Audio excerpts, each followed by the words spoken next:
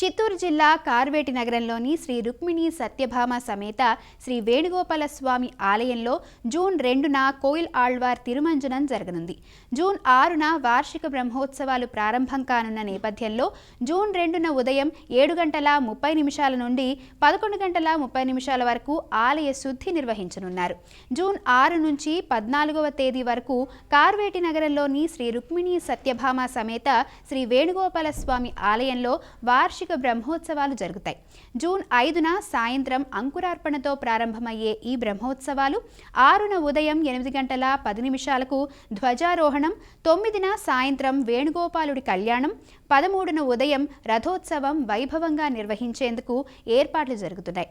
బ్రహ్మోత్సవాలు నిర్వహించే రోజుల్లో ప్రతిరోజు ఉదయం 7:30 రాత్రి 7 గంటలకు స్వామి అమ్మవార్లకు జరిగే వాహన సేవలతో భక్తులకు దర్శనమివ్వనున్నారు.